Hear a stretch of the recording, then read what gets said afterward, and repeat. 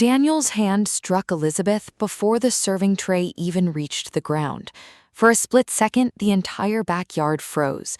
Conversations died instantly, paper plates stopped rustling, and the grill continued to hiss in the background. Lemonade splashed across the stone patio and soaked through Elizabeth's shoes as she stood there in shock. Daniel stepped toward her, his face hard with anger. "Don't ever put your hands on me again." Elizabeth pressed a trembling hand against her cheek. "I didn't touch you." "Clean up this mess," he snapped, pointing at the spilled drinks, "and get out." Everyone had witnessed it, her cousins, her aunt, her sister, but not a single person moved. Then Melissa walked over, not to comfort Elizabeth or ask if she was okay, but to stand beside Daniel as if he were the victim. "Say you're sorry to him," Melissa demanded. Elizabeth stared at her in disbelief. "Melissa, he just slapped me." Melissa's expression turned cold. "Apologize or leave." Elizabeth looked around the barbecue she had spent the entire morning helping prepare, the tables, the food, the decorations she had paid for after Melissa complained about money being tight again. Her throat tightened, but her answer was calm. "No." Several relatives lowered their eyes. Someone bent down to pick up a cup from the ground. Daniel let out a smug laugh, as though her refusals somehow proved his point. Melissa stepped aside and pointed toward the gate. "Then go." With her cheek burning and her hands shaking, Elizabeth walked across the yard. Behind her, Daniel muttered, "She's always pretending to be innocent." No one came after her. Standing beside her car, Elizabeth struggled to fit the key into the lock. Her phone buzzed inside her pocket. Through the tears she refused to shed, she barely noticed the notification on the screen. Harper and Lowe estate attorneys, urgent call requested. Back in the yard, the party slowly resumed. Chairs scraped against the patio. Forced laughter filled the silence. Daniel's voice rose above everyone else's, calm and confident once more. Elizabeth sat behind the steering wheel, staring at the house where her own sister had chosen a man's pride over the truth written across her face. What she didn't know was that before the day ended, Daniel and Melissa would open their front door and find something that would leave everyone at that barbecue wishing they had spoken up. She drove home without turning on the radio. The silence inside the car felt louder than any music could have been. Every time she stopped at a red light, she caught sight of the faint mark on her cheek in the mirror. She touched it once before quickly pulling her hand away. "I didn't even do anything," she whispered. Her phone buzzed again, but she ignored it. By the time she reached her small townhouse, anger had given way to something much heavier, pure exhaustion. She dropped her keys onto the kitchen counter and leaned against it. Nearby, a framed photograph caught her eye. It was an old picture of her, Melissa, and their grandfather smiling in his garden years ago. Back then, Melissa would wrap an arm around her shoulders and proudly introduce her as her favorite little sister. Elizabeth let out a sad smile. Those days felt impossibly far away. She sank into a chair as memories surfaced one after another. When Melissa returned to work after her first child was born, Elizabeth had spent nearly every afternoon babysitting for almost a year. "I don't know what we'd do without you," Melissa had said countless times. Elizabeth had never accepted a single dollar. She simply loved being with her niece. Later, when Daniel lost his job, Melissa called in tears over unpaid bills. Without hesitation, Elizabeth quietly covered 2 overdue utility payments. "Please don't tell anyone," Melissa had begged. "They'll never hear it from me," Elizabeth had promised, and they never did. Birthdays, Christmas dinners, family reunions, Elizabeth was always there. If decorations needed hanging, she arrived first. If someone forgot dessert, she drove across town to buy one. If Grandpa needed a ride to a doctor's appointment, she canceled her own plans without complaint. She had become the person everyone depended on, and somehow the easiest one to ignore. Daniel's cruelty hadn't started that afternoon. It had been building for years, through small comments disguised as jokes. "Still single? You work too much. You always try too hard."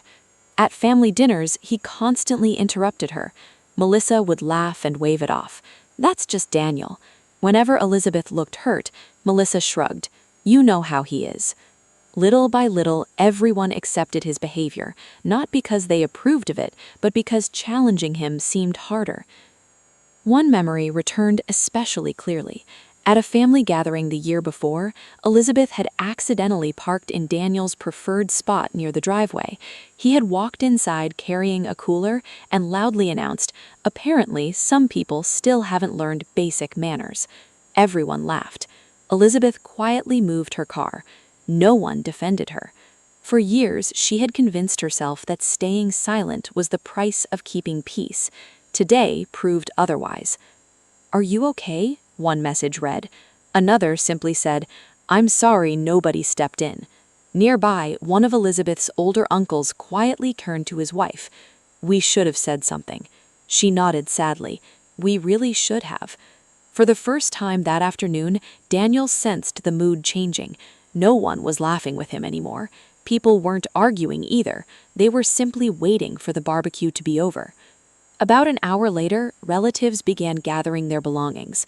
They exchanged polite goodbyes, but the usual warmth that followed family gatherings was gone. Daniel glanced around, annoyed. Why is everyone suddenly so quiet? No one answered. Melissa forced a smile. "They're probably just tired." Daniel accepted the explanation. As they loaded coolers into the SUV, he smirked. "Watch, Elizabeth will call tomorrow and act like none of this ever happened." Melissa sighed. "She always gets over things." "Exactly." He slammed the trunk shut. People like her never stay angry long. Certain that the day had ended exactly the way he wanted, Daniel climbed into the car and drove home. 20 minutes later, he turned onto their street and immediately slowed down. What's going on? Melissa leaned forward in her seat. Parked outside their house was a white sedan, followed by another unfamiliar vehicle. 3 strangers stood near the walkway leading to the front door. One was a sharply dressed man in a navy suit, carrying a leather briefcase. Beside him stood a locksmith in uniform with his toolbox at his feet. The third person, a legal courier, held a large sealed envelope. Melissa frowned. "Do they have the wrong address?" Daniel laughed. "They must." He parked in the driveway and stepped out confidently. "Can I help you?" The man in the suit offered a polite smile and handed him a business card. "Good afternoon. My name is Michael Harper." He paused briefly. "I'm here on behalf of the owner of this property." Daniel frowned. "The owner?" Melissa looked equally confused. There has to be a mistake. The attorney glanced between them. "Before we continue, may I confirm your names?" Daniel crossed his arms. "I'm Daniel Brooks." "And I'm Melissa Brooks." The attorney nodded. He accepted the envelope from the courier and handed it directly to Daniel. The moment Daniel looked down and saw Elizabeth's name printed across the top page, his confidence disappeared. "What is this?" Without changing his calm tone, the attorney replied, "Before entering the house, I strongly suggest that you read the first page." Daniel ripped the envelope open. "This is ridiculous," he muttered. "Some kind of paperwork error." Melissa moved closer, trying to read over his shoulder, while the attorney remained silent. Across the top of the document, bold letters caught Daniel's eye. "What occupancy agreement?" He flipped to the next page. Then he stopped. The color slowly drained from his face. Melissa grabbed the papers from his hands. "Daniel, what is it?" The opening paragraph read, "The legal owner of this property is Elizabeth Carter, pursuant to the final probate order and recorded deed executed following the estate of Harold Carter." Melissa stared at the page in disbelief. "No, that can't be right." She turned to the next document. "No, this has to be a mistake." The attorney finally spoke. "There is no mistake." Daniel looked up, furious. "My wife inherited this house from her grandfather." "No," the attorney replied evenly. "Ownership was transferred to Miss Elizabeth Carter. The deed was officially recorded several months ago." "That's impossible." "It has all been legally documented." Opening his briefcase, the attorney placed several certified copies on top of the envelope. The recorded deed. He set down another page, the probate order. Then one more, and the occupancy agreement signed after the transfer. Melissa immediately recognized her grandfather's signature. So did Daniel. Neither of them could deny what they were seeing. Melissa's breathing became uneven as memories rushed back. A few months earlier, her grandfather had repeatedly asked Elizabeth to drive him to appointments. Daniel had joked about it. There goes Grandpa's favorite. Elizabeth had only smiled. Then Melissa remembered another moment. During one family gathering, Grandpa had asked everyone except Elizabeth to leave the room. Melissa assumed they were discussing medical issues and never questioned it. Now, suddenly, every small detail made sense. Elizabeth had never hidden anything out of spite. She had simply honored her grandfather's wishes. Daniel snapped the documents shut. I don't care whose name is on some piece of paper. We've lived here for years. You can't just throw us out. The attorney nodded. Normally, occupancy agreements remain valid until they expire. Daniel smirked. There you go. But, the attorney continued, opening the agreement to a highlighted section, Condition 7. Melissa read the words aloud, her voice shaking.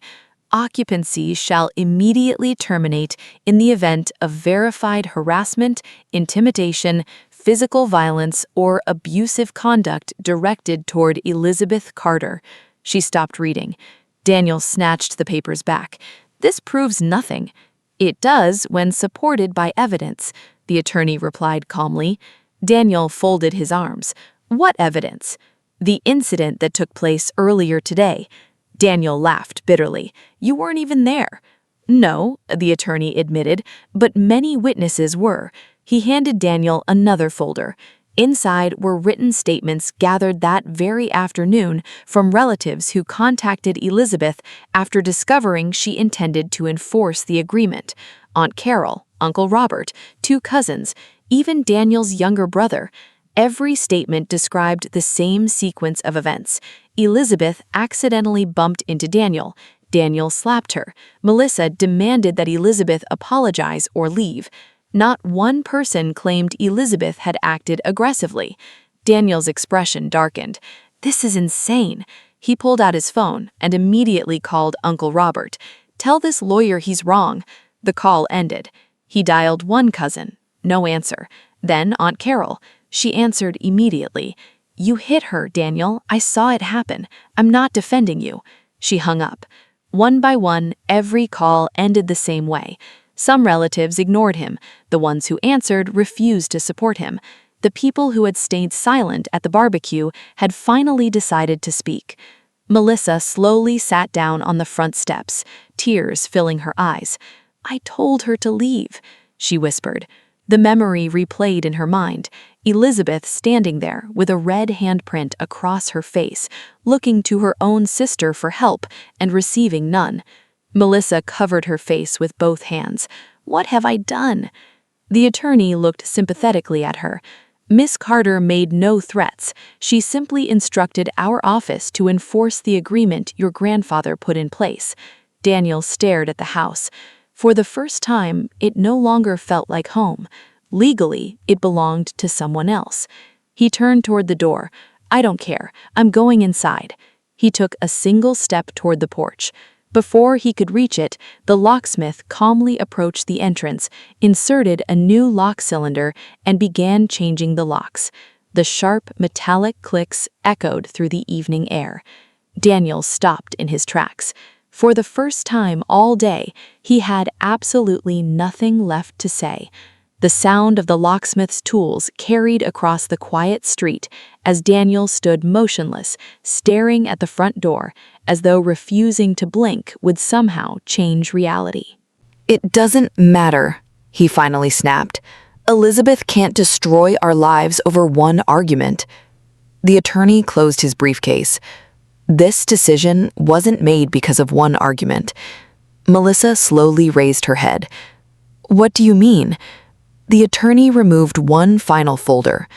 Your grandfather specifically instructed our firm to explain his reasoning only if this agreement ever needed to be enforced. He opened the document.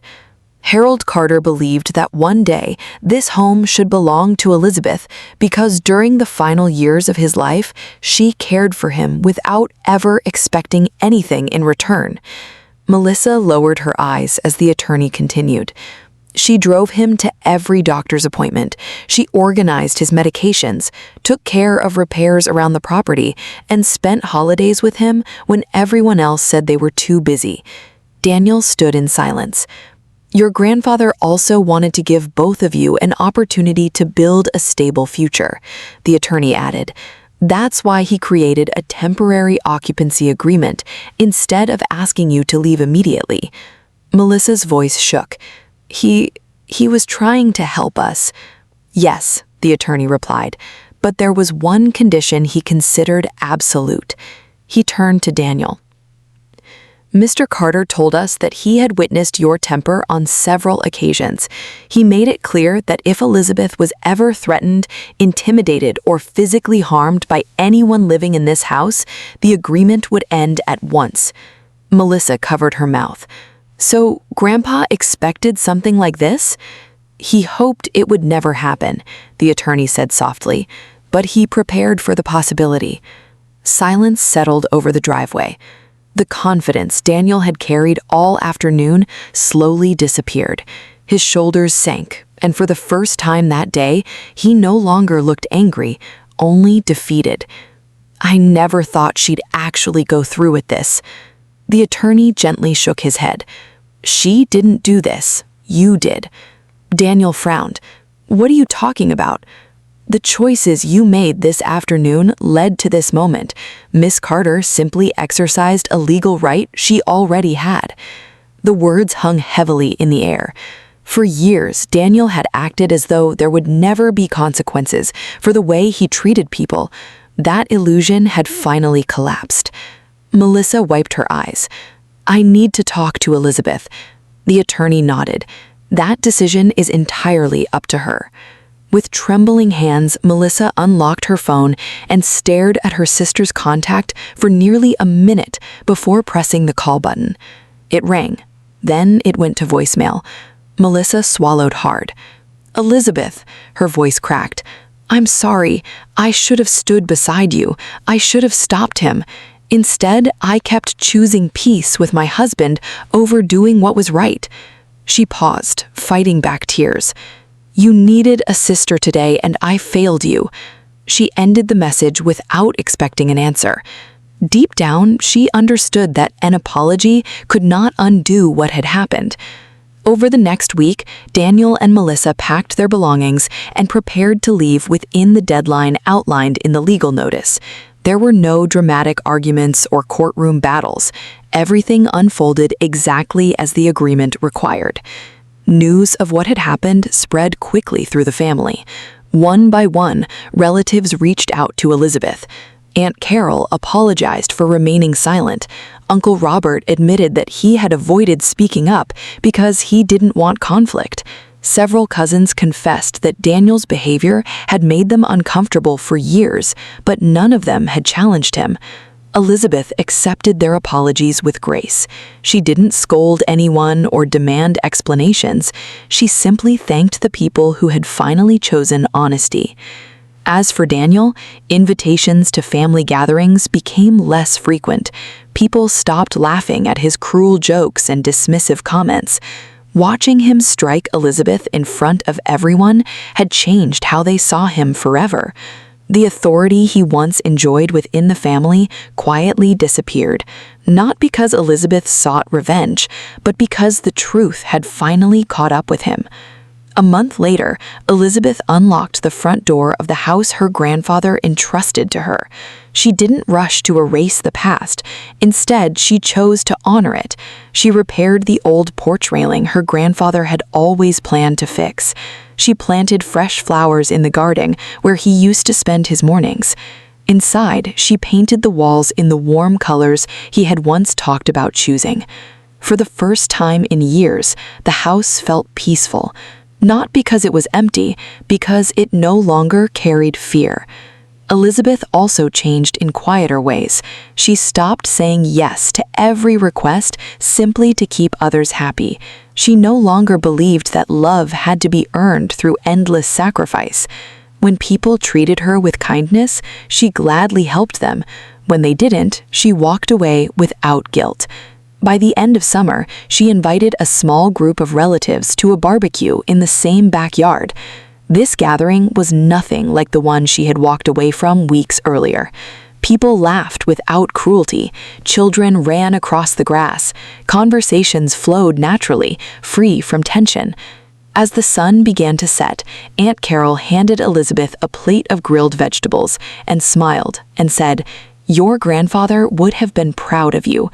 Elizabeth looked around the yard, the flowers blooming in the garden, the family members who had chosen compassion, and the home her grandfather had trusted her to protect. Then she smiled quietly. Leaving that barbecue had not been the moment she lost her family. It had been the moment she stopped accepting a version of family that demanded her silence. And by choosing self-respect, she found the peaceful life her grandfather had always wanted for her.